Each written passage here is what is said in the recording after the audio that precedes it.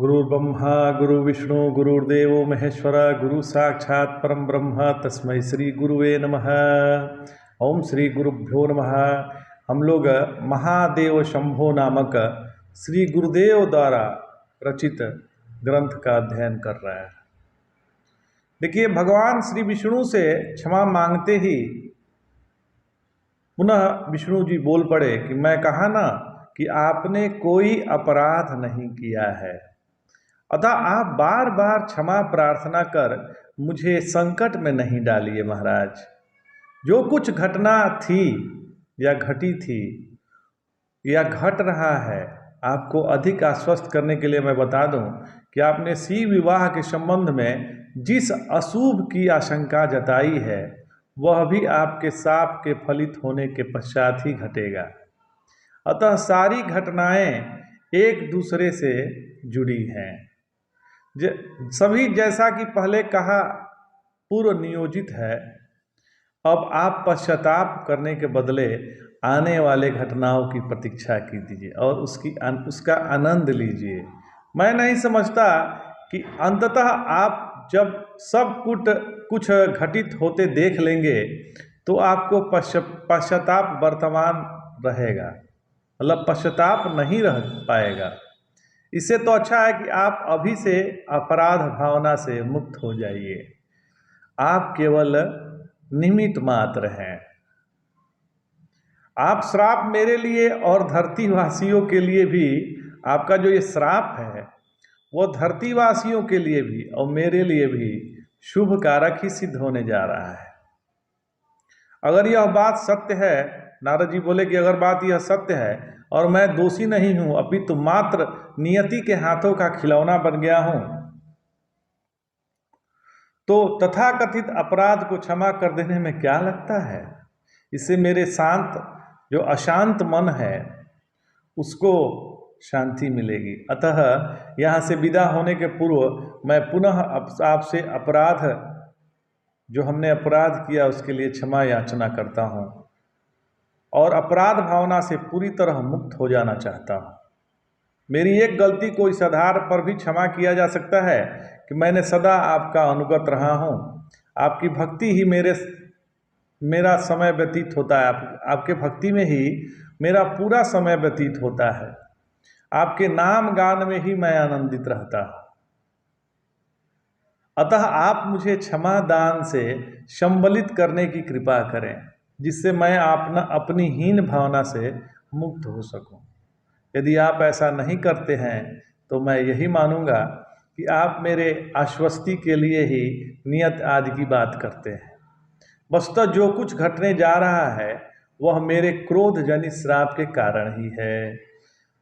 तो विष्णु जी ने कहा कि अगर आप अकारण क्षमा याचना पर ही अड़े हैं तो मैंने अपने को इस योग्य नहीं समझते हुए भी आपको क्षमादान किया।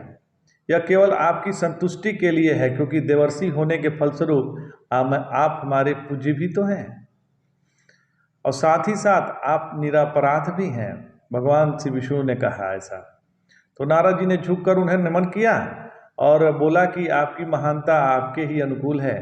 आपके इस क्षमादान से मेरी समाप्त हुई शांति वापस आ गई है। अब मैं शानंद पूर्व ही भांति आपके नाम का गायन करते हुए त्रिलोक में विचरण कर सकूंगा।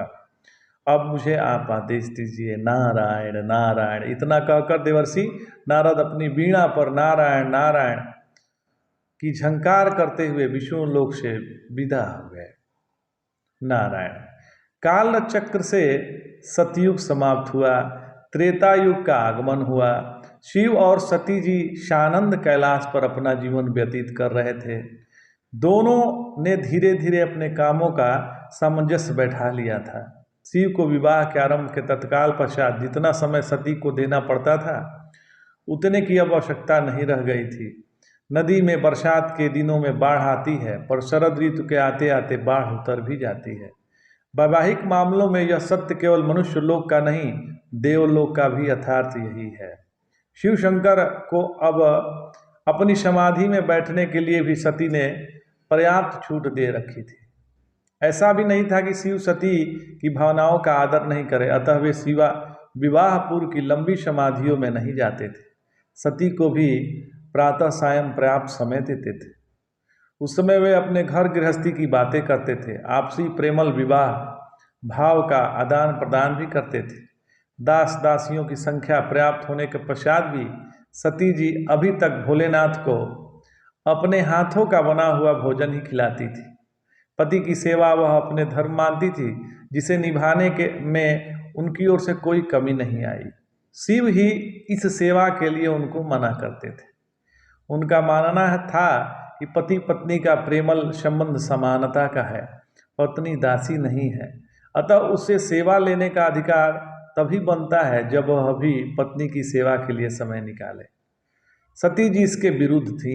उनका मानना था कि पति परमेश्वर होता है, पत्नी का धर्म पति की सेवा है, पति का धर्म पत्नी की सेवा नहीं है।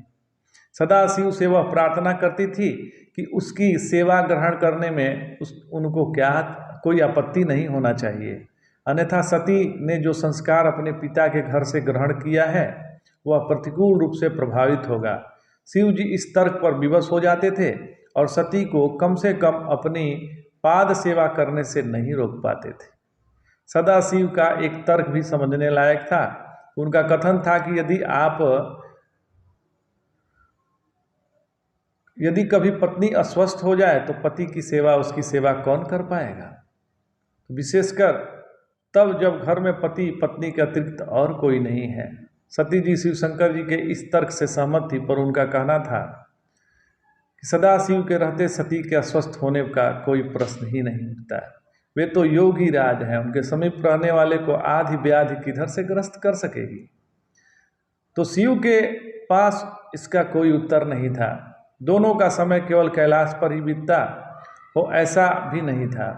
वे कभी कभी रूप बदलकर नीचे हिमालय के घने जंगलों में भी भ्रमण करने जाते थे। वहाँ वे वन जीवों अर्थात पशु पक्षियों के सौंदर्य का दर्शन करते थे, नदियों एवं प्रपातों की शोभा निहारते। सदाशिव मौज में आते तो सती के साथ जल क्रीड़ा में भी रत हो जाते। देर तक प्रबल वेग से बहती नदियों की धारा में अटकेलियाँ करते रहते, प्रपातों के फेनिल जल का आनंद उठाते। कभी कभी सती जी मृग छौनी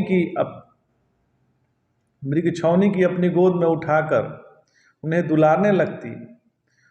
उनकी आकांक्षा होती कि कभी उनकी भी कोई संतान होती तो वह उसे अपने गोद में प्यार से खिलाती। शिव उनके मन की बात समझ जाते, पर यह तो उन्हीं को पता था कि विवाह के इतने दिनों पश्चात भी कैलाश पर शिशु की किलकारी क्यों नहीं गुंजी। अवश्य उसके पीछे जो है कोई रहस्य था।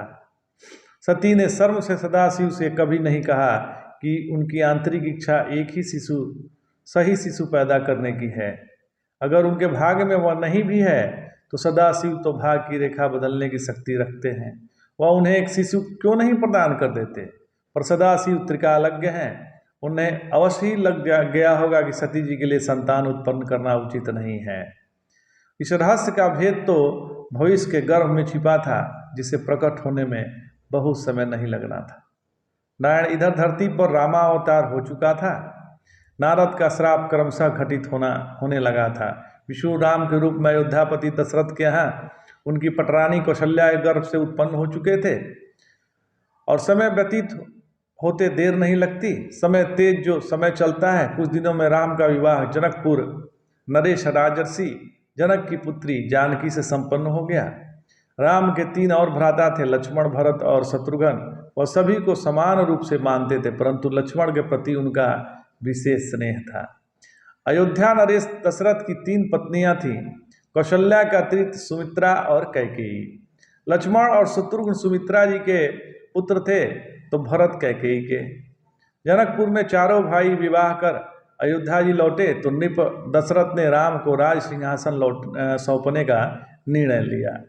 कैकेयी के मस्तिष्क को उसकी दासी मंथरा ने प्रभावित किया और कैकेयी राम के राज्याभिषेक के विरुद्ध खड़ी हो गई। दशरथ ने कभी 2 वरदान दिए थे कैकेयी को, जिन्हें उन्हें सुरक्षित कर रखा था। वो दोनों वरदान मांग बैठी।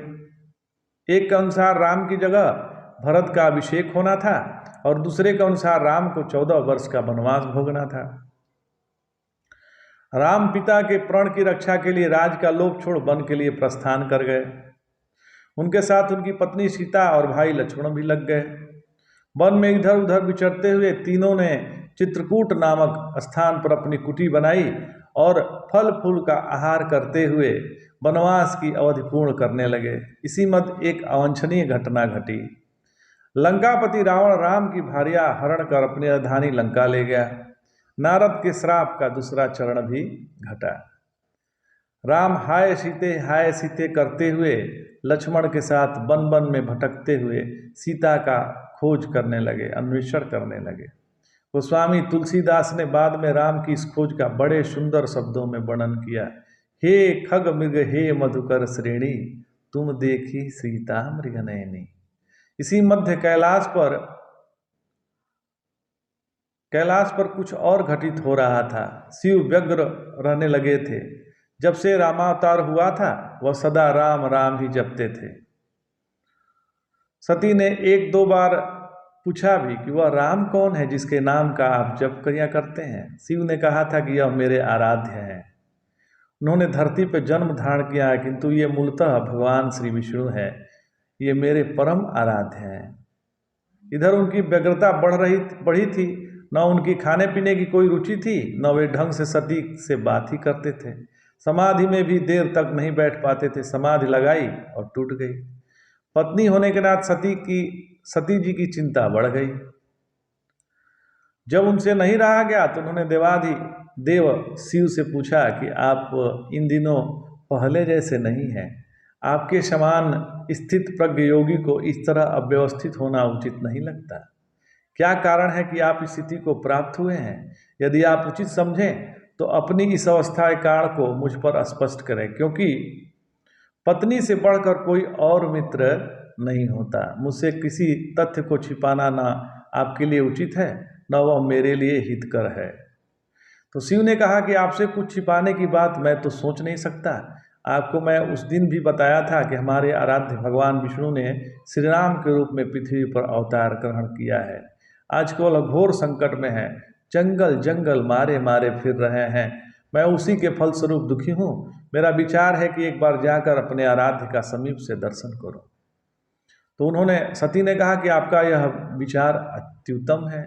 आपको अवश्य श्री राम के दर्शन करने चाहिए। अगर वे साक्षात श्री विष्णु के अवतार हैं तो विष्णु को क्या मैं नहीं जानती? उन्हीं ने अपने पिता ब्रह्मा से मिलकर तो हम दोनों का विवाह संपन्न कराया था।